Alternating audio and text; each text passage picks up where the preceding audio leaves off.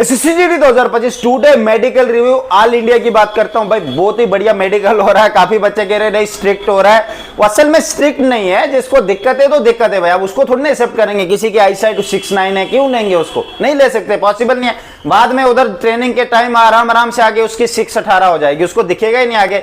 आप लोग कह रहे थे चश्मा लेके कर देंगे भाई, ऐसे नहीं यार, बेहुदा बातें नहीं करनी चाहिए, अच्छी बात नहीं है।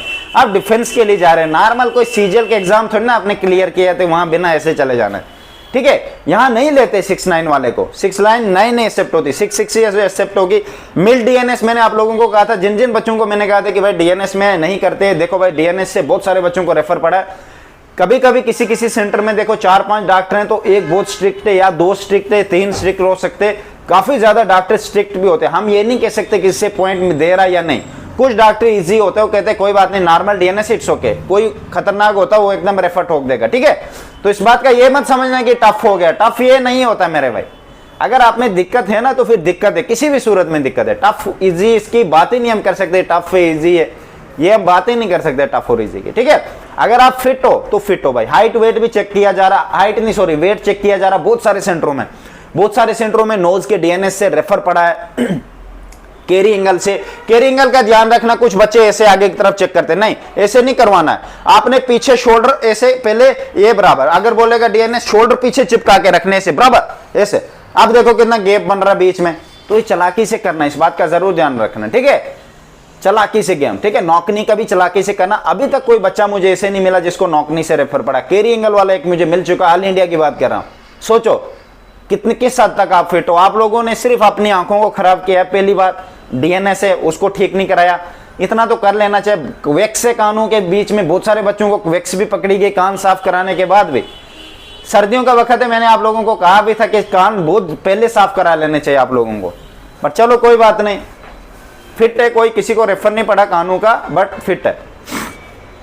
चेस्ट लंग्स का भी चेक एक्सरे हो रहा है, लंग्स के अंदर इन्फेक्शन काफी बच्चों को हुआ है, उनको भी रेफर पड़ चुका है। सिगरेट या ऐसा कोई नशा या मिट्टी वाली जगह पे मत जाना मेरे भाई।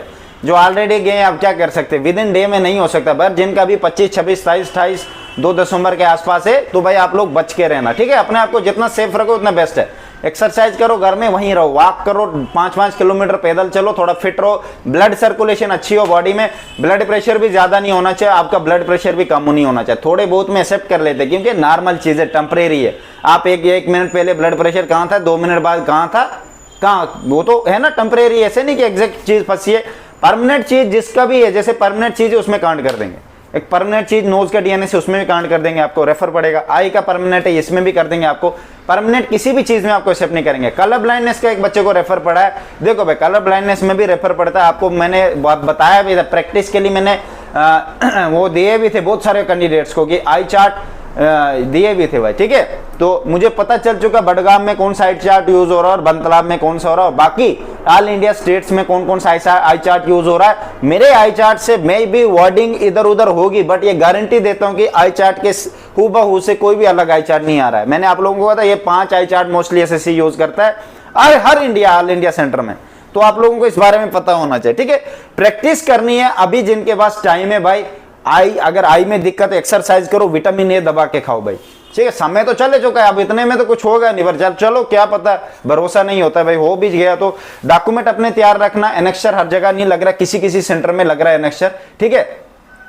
जम्मू कश्मीर में एक ही सेंटर में लग रहा है, बनतलाब में लग रहा है, बाकी ऑल इंडिया में मुझे अभी तक किसी ने नहीं बोला कि एनेक्सचर, किसी एक स्टेट में बोला था एनेक्सचर लग रहा है, बट ये नहीं मांगा गया भाई। ये ऑलरेडी आरसी जो होती है आपकी, आरसी के बेस में अगर फिर भी गड़बड़ कर रहे तो आपको टाइम देंगे, ऐसा नहीं कि डायरेक्ट बाहर कर देंगे, ऐसे नहीं करते, ठीक है। आपको टाइम देंगे, टाइम के हिसाब से आप इसको कर लेना भाई मेरे भाई, ठीक है।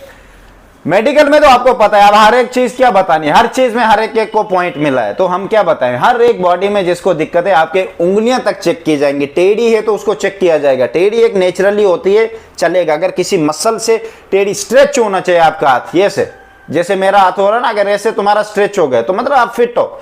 अब एक बंदे की उंगली ऐसे आ गई, ऐसे ऐसे हो गई, बाकी सब उंगलियां सीधी है, एक टेढ़ी ऐसे, उसको कैसे लेंगे। अब ये बंदे को क्या करेंगे लेके, समझिए उसको सीधी नहीं हो रही है, एक फंस गई है यहाँ पे, या किसी को ऐसे हो रही है, ये ऐसे हो गई, वो सीधा नहीं होता उसका हाथ, तो भाई दिक्कत है इसको, ठीक है। अगर आपके पास ये चीजें पहले तैयार करनी होती है, बाद में थोड़ी ना। मैं वीडियो किस लिए बना रहा था, मैंने वीडियो इस साल 1000 वीडियो बनाए हैं एक साल में, क्या देखे आप लोगों ने? कुछ सीखा ही नहीं होगा फिर, अगर आप समझे नहीं इन चीजों से।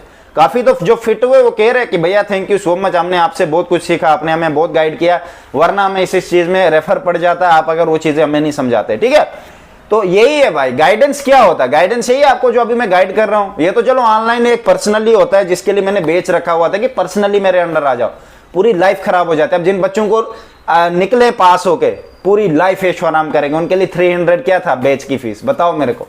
80 हजार सैलरी लेंगे।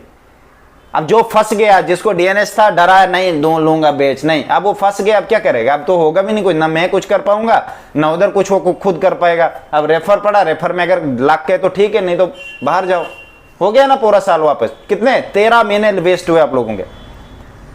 अक्टूबर में लास्ट ईयर आपने फॉर्म फिलअप लास्ट किया था, डेट खत्म हुई थी अक्टूबर 14 को, और आज अक्टूबर 14 कब का निकल गया, नवंबर ऊपर आ गया, नवंबर पता नहीं कितना चल रहा है, कितना 1 साल से ज्यादा महीने मंथ हो गए होते। स्टार्टिंग से तैयारी करनी होती बहुत तरीके से। पर्सनली जब बंदा आता है मैं एक चीज का स्टेप वाइज गाइड करता हूँ फाइनल तक। मुझे पता है अभी हमने इस चीज के लिए टारगेट रखना है, फिर इस चीज के लिए सबसे पहले आपके डॉक्यूमेंट सही होने चाहिए, बाद में तुम्हारे फाइनल में डॉक्यूमेंट ही सही नहीं होते। पापा का नाम कुछ होता है, डिस्ट्रिक्ट कुछ होता है, पता नहीं क्या क्या होता है।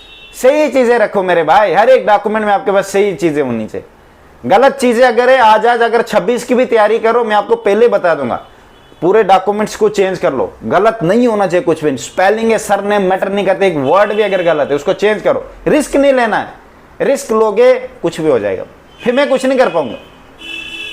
Best of luck.